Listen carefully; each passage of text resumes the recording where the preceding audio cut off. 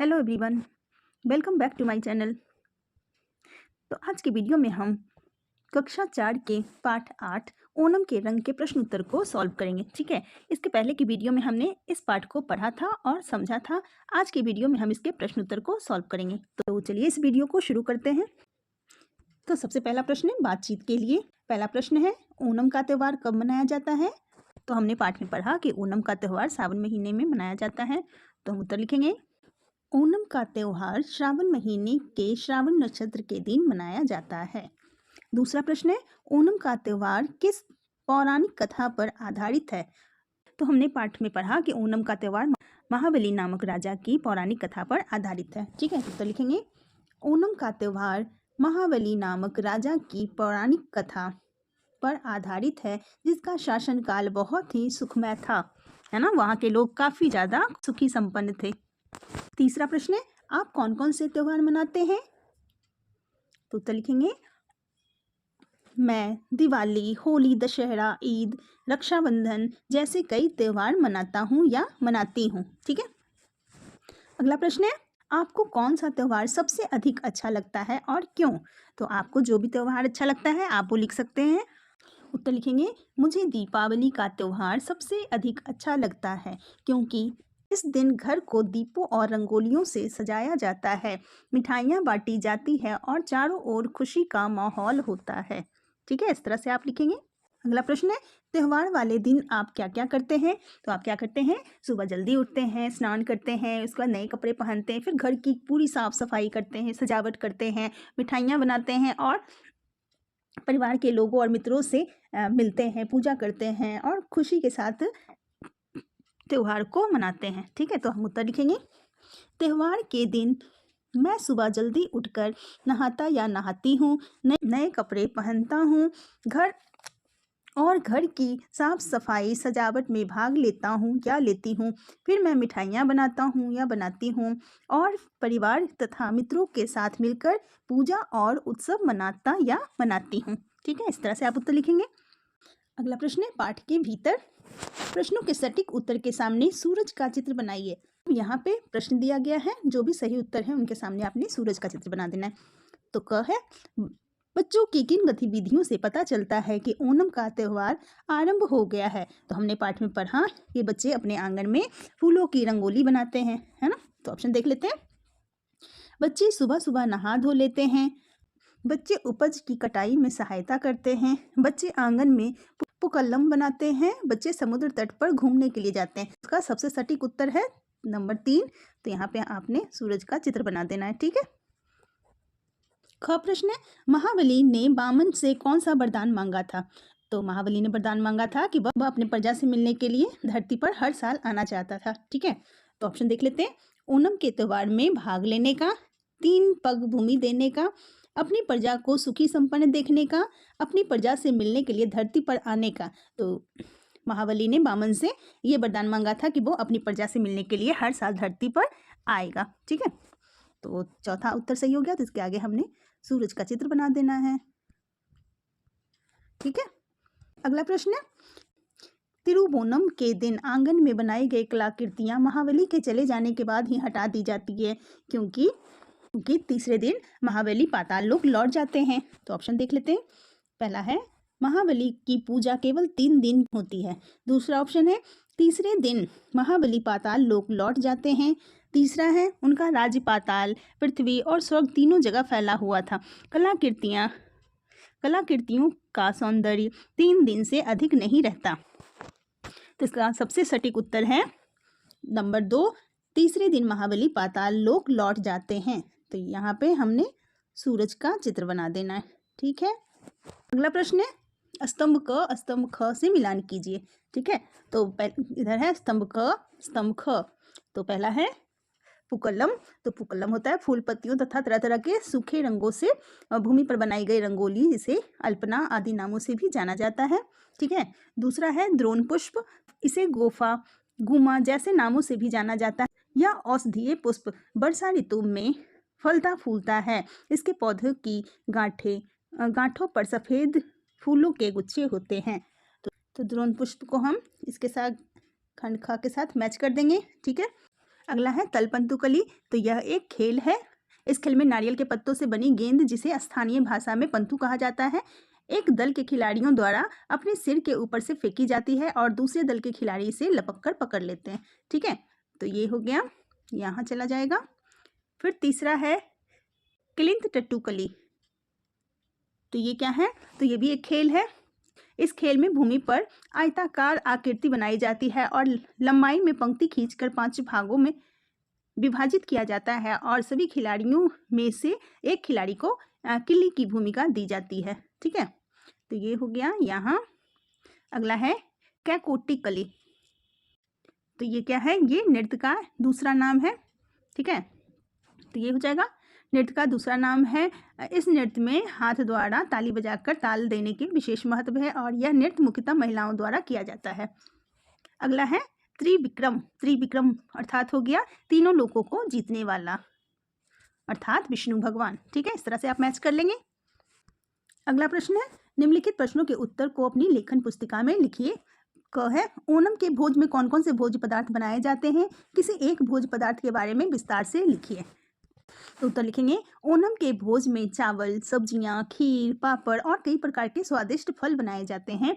खीर के बारे में हमने लिखना है, खीर चावल, दूध और चीनी से बनाई जाती है। इसमें सूखे मेवे भी डाले जाते हैं। यह मीठा और स्वादिष्ट पकवान होता है जिसे त्योहारों पर विशेष रूप से बनाया जाता है ना। कोई भी त्योहार होता है तो घर में खीर जरूर बनाते हैं हम। अगला प्रश्न है, आपके राज्य में कौन से त्योहार विशेष रूप से मनाए जाते हैं? उन त्योहारों की कौन सी बातें ओणम से मिलती जुलती है? तो आपके राज्य में जो भी त्योहार मनाया जाता है वो लिख सकते हैं। उत्तर लिखेंगे, मेरे राज्य में दीपावली, होली और रक्षाबंधन जैसे त्योहार विशेष रूप से मनाए जाते हैं। इन त्योहारों में भी लोग घर की सफाई करते हैं, नए कपड़े पहनते हैं, स्वादिष्ट भोजन बनाते हैं और परिवार तथा मित्रों के साथ खुशियां बांटते हैं। ये बातें ओणम से मिलती जुलती है। ठीक है, इस तरह से उत्तर लिखेंगे। अगला प्रश्न है, ओणम में गाए जाने वाले लोकगीत में महाबली के शासन के किन विशेषताओं का उल्लेख होता है? तो उत्तर लिखेंगे, लोकगीत में महाबली के शासन को एक आदर्श युग के रूप में बताया गया है। उसमें कहा गया है कि सब लोग एक समान थे। दुख दर्द, छल कपट, धोखा, द्वेष और अत्याचार का कोई नामो निशान नहीं था। हर जगह प्रेम और प्रसन्नता थी। ठीक है, इस तरह की बात लिखी गई थी। अगला प्रश्न है, पाठ में आए किस उल्लेख के आधार पर कहा जा सकता है कि महाबली अपनी प्रजा से बहुत ही प्रेम करते थे? तो महाबली ने विष्णु भगवान से यह वरदान मांगा था कि उन्हें वर्ष में एक बार अपनी प्रजा से मिलने के लिए धरती पर आने की अनुमति दी जाए। तो हम उत्तर लिखेंगे, जब महाबली पाताल लोक जा रहे थे तो उन्होंने भगवान विष्णु से यह वरदान मांगा कि उन्हें वर्ष में एक बार अपनी प्रजा से मिलने के लिए धरती पर आने की अनुमति दी जाए। इससे यह स्पष्ट होता है कि वे अपनी प्रजा से बहुत प्रेम करते थे। अगला प्रश्न है, पाठ में आई किन बातों से पता चलता है कि प्रकृति भी ओणम के स्वागत की तैयारी कर रही है? उत्तर लिखेंगे, पाठ में बताया गया है कि वर्षा के बाद आकाश साफ हो जाता है, ठंडी हवाएं चलती है, सूरज की किरणें चमकती है, समुद्र और नदी का पानी स्वच्छ हो जाता है, पक्षी चहचहाते हैं और तितलियां फूलों पर मंडराती हैं। ये सब बातें दिखाती है कि प्रकृति भी ओणम के स्वागत की तैयारी कर रही है। ठीक है, इस तरह से उत्तर लिखेंगे। अगला प्रश्न है, मधुर स्मृतियाँ। अपने घर में बड़ों से बातचीत करके पता लगाइए कि वे अपने जीवन के बीते हुए किन किन अवसरों को याद करके प्रसन्न होते हैं। उन बातों को अपनी लेखन पुस्तिका में लिखिए। तो कई ऐसी बातें होते हैं जो बीत चुके होते हैं, जिनको याद करके हम बहुत ज़्यादा खुश होते हैं। तो हम इस प्रकार से उत्तर लिख सकते हैं, मैंने दादाजी से पूछा तो उन्होंने बताया कि बचपन में पूरे परिवार के साथ मिलकर त्यौहार मनाना उन्हें बहुत ही अच्छा लगता था। सभी मिलकर पकवान बनाते, गीत नाटक करते और शाम तक हंसी खुशी रहती थी। पापा ने अपने स्कूल में पुरस्कार जीतने के पल को अपनी मधुर याद बताया। मम्मी को यह दिन प्रिय है जब मैंने पहली बार स्कूल जाना शुरू किया और वह गर्व से मुस्कुराई। ये यादें बताती है कि छोटी छोटी खुशियां जीवन भर सुकून देती है। ठीक है, अगला प्रश्न है, आपके घर के सदस्य आपकी किन बातों से प्रसन्न होते हैं? वे आपकी प्रसन्नता के लिए क्या-क्या प्रयास करते हैं? आप उनके प्रति आभार कैसे व्यक्त करते हैं?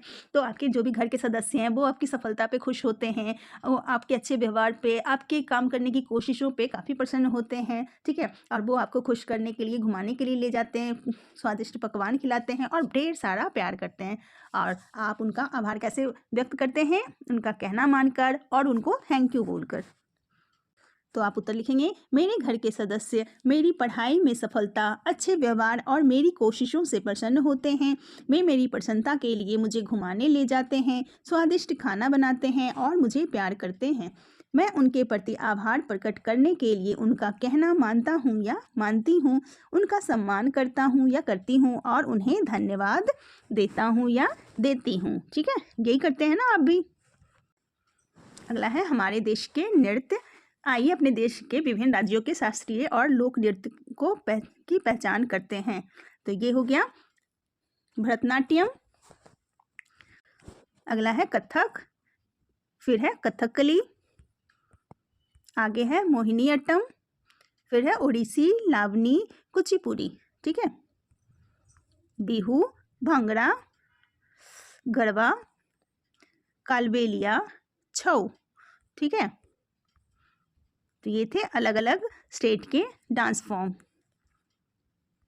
अगला प्रश्न है,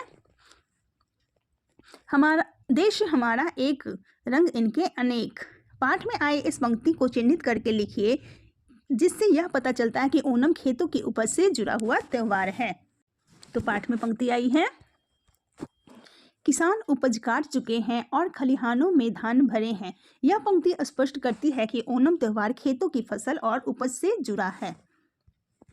दूसरा प्रश्न है, कक्षा में 5-5 विद्यार्थियों का समूह बनाकर आपस में चर्चा कीजिए और पता लगाइए कि हमारे देश में खेतों की उपज से जुड़े और कौन कौन से त्योहार हैं। ऐसे त्योहारों की सूची भी तैयार कीजिए। हमारे देश में खेतों की उपज से जुड़े कई त्योहार हैं, जैसे कि पोंगल, मकर संक्रांति, बैसाखी। तो हम उत्तर इस तरह से लिखेंगे, खेतों की उपज से जुड़े त्योहारों की सूची है, पोंगल तमिलनाडु में, मकर संक्रांति उत्तर भारत में, बैसाखी पंजाब में, लोहड़ी पंजाब और हरियाणा में, नुआखाई उड़ीसा में, बिहू असम में, ओणम केरल में। तो ये सारे त्योहार जो हैं वो फसल की कटाई से जुड़े त्योहार हैं। अगला प्रश्न है, उपज से जुड़े निम्नलिखित त्योहार भारत में किन किन राज्यों में मनाए जाते हैं? उनके नीचे दिए गए रंगों द्वारा उन्हें मानचित्र में दर्शाइए।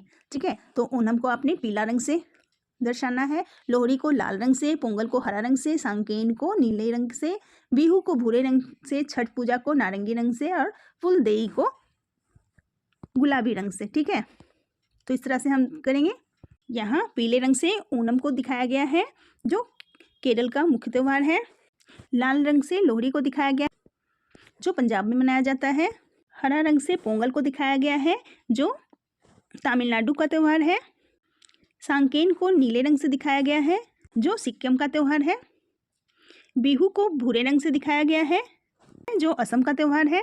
और छठ पूजा को नारंगी रंग से दिखाया गया है, जो बिहार और झारखंड और पूर्वी उत्तर प्रदेश का मुख्य त्यौहार है। और फुलदेई जो है वो गुलाबी से दिखाया गया है, वो उत्तराखंड का प्रमुख त्यौहार है। ठीक है, तो इस तरह से आप कर लेंगे। अगला प्रश्न है, ओणम पर गाया जाने वाला लोकगीत। मलयालम लोकगीत का हिंदी रूप है, महाबली के राज में सब जन एक समान, दुख दरिद्रता का नाम नहीं, डाका नहीं, धोखा नहीं, झूठे वचन कोई नहीं, जाली तराजू नहीं, नाप में कमती नहीं, छल कपट का परपंच नहीं, हर कहीं प्रेम प्रसन्नता छा रही। ठीक है, ये हिंदी रूप था और आगे है मलयालम में लोकगीत, यही लिखा हुआ है। ठीक है, अगला प्रश्न है, शब्दों का चमत्कार। इसके आगे के प्रश्न को हम नेक्स्ट वीडियो में कवर करेंगे। ठीक है, मिलते हैं फिर नेक्स्ट वीडियो में। Thank you so much.